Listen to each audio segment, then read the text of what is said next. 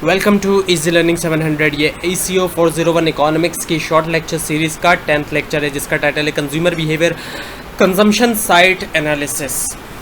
इसमें है सबसे पहले हमारे सामने supply side and demand side value views on the value of good. तो according to supply side on the value of the value of good was determined by the labour content that had gone into producing goods either directly indirectly. तो supply side view के मुताबिक अगर हम value of good की बात करें तो किसी भी चीज़ की जो किसी भी सामान की जो वैल्यू होती है वो इस चीज़ को सामने रखते हुए डिसाइड की जाती है, डिटरमाइन की जाती है कि कितना ज़्यादा जो है उसके अंदर लेबर जो है उसने काम किया है डायरेक्टली या इनडायरेक्टली। तो उसको सामने रखते हुए किसी भी चीज़ की जो वैल्यू है वो डिटरमाइन की जाएगी किसी भी सामान की। और अगर हम डिमांड साइड की बात करें तो वो मार्जिनल यूटिलिटी को सामने रखते हुए डिटरमाइन की जाएगी। और इसी से हम जो है वो डायमंड वाटर पैराडॉक्स को सॉल्व कर सकते हैं। डायमंड वाटर पैराडॉक्स क्या है? इसका मतलब ये कि डायमंड्स जो हैं उसके प्राइस तो बहुत ज़्यादा है, लेकिन जो उसकी ज़ाहिरी बात है प्राइस बहुत ज़्यादा है, लेकिन जो पानी है बहुत सस्ता है। उसके बावजूद पानी जो है वो ज़रूरत है ज़िंदगी के लिए। डायमंड ज़रूरी नहीं है, लेकिन उसके बावजूद उसकी प्राइस बहुत ज़्यादा है। पानी जो कि ज़िंदगी की ज़रूरत है उसके बावजूद वो बहुत सस्ता है।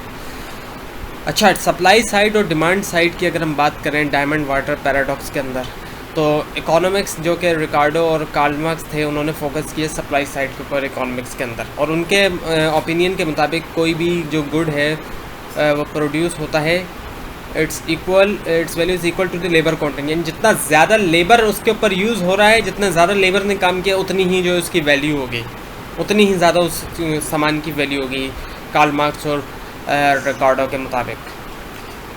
On the other hand economist like Adam Smith जैसे इकोनॉमिक्स ने फोकस किया डिमांड साइड के ऊपर, सप्लाई साइड के बजाय डिमांड साइड के। और उन्होंने फेस किया paradox of demand in water. उन्होंने ये पाया कि डायमंड और वाटर जो है दोनों की डिफरेंट वैल्यू है। और वाटर जो है वो बहुत ज़्यादा जो है ज़ाहिर बात है यूज़फुल चीज़ है, जबकि डायमंड जो है वो यूज़फुल चीज़ नहीं है, हर किसी की यूज़ की गई चीज़ है भी नहीं। जबकि प्राइस जो है वो डायमंड की बहुत ज़्यादा है और वाटर की बहुत कम है। तो वाटर की जो है ज़ाहिर बात है वाटर वाइडली यूज़ होता है और उसकी जो है ज़ाहिर बात है मार्जिनल यूटिलिटी एक्चुअली इसकी कम है। जबकि डायमंड्स की बात करें तो उसकी मार्जिनल यूटिलिटी बहुत हाई है। तो मार्जिनल यूटिलिटी ज़्यादा होने की वजह से ही डायमंड की जो प्राइस है वो बहुत ज़्यादा हाई है, और जबकि इसकी जो प्राइस है वाटर की ये बहुत कम है।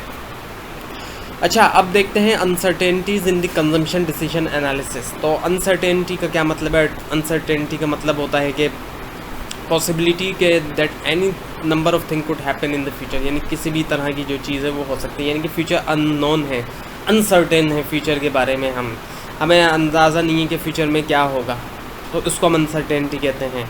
रिस्क का मतलब क्या है कि चांस लेना। रिस्क का मतलब होता है चांस लेना। पॉसिबिलिटी होना गेन के लॉस की, जितनी ज़्यादा लॉस की पॉसिबिलिटी होगी उतना ज़्यादा रिस्क होगा, जितनी ज़्यादा गेन की पॉसिबिलिटी होगी उतना ज़्यादा रिस्क कम होगा। अच्छा, जब रिस्क की बात करते हैं तो दी ऑड्स रेशियो का कॉन्सेप्ट आता है।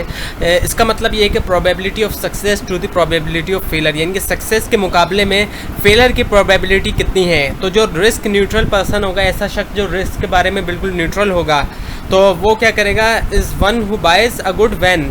वो तब ख़रीदता है चीज़ें जब OR यानी कि ऑड्स रेशियो 1 से ज़्यादा होगा। और रिस्क अवर्स पर्सन जो है, जो ऐसा शख्स जो रिस्क से दूर जाना चाहता है, यानी रिस्क नहीं लेना चाहता किसी भी चीज़ का, तो वो नहीं ख़रीदेगा कोई चीज़ अगर ऑड रेशियो जो है वो छोटा है 1 से। और जो रिस्क लविंग पर्सन होता है वो ऐसा होता है कि वो चीज़ें तब ख़रीदता है जब ऑड्स रेशियो जो है वो 1 से ज़्यादा हो तब। अच्छा, अब जो है वो इसी के अंदर रिस्क के अंदर है टोटल यूटिलिटी कर्व का कॉन्सेप्ट। टोटल यूटिलिटी कर्व पहले भी आ चुका है। टोटल यूटिलिटी कर्व आपको बनाना सिखाया गया था, बताया गया था कि किस तरीके से बनता है टोटल यूटिलिटी कर्व जो है ये।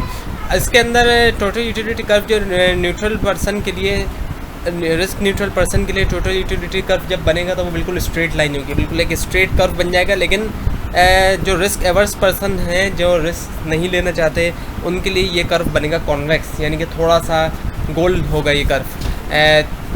और जो रिस्क न्यूट्रल होंगे उनके लिए बिल्कुल स्ट्रेट होगा। तो यही फ़र्क आ जाएगा टोटल यूटिलिटी कर्व के अंदर। अब है रिस्क हेजिंग। रिस्क हेजिंग को जो है वो यूज़ किया जाता है ताकि रिड्यूस किया जा सके extend to concern about uncertainty, ऐसी अनसर्टेनिटीज़ के को जो हमारी डेली लाइफ्स को असर करती हैं। तो ये था आज का लेसन। आपको कोई भी कन्फ्यूजन है नीचे कमेंट ज़रूर कीजिए और इस पूरी सीरीज़ को देखने के लिए इस चैनल को सब्सक्राइब कीजिए। Thanks for watching.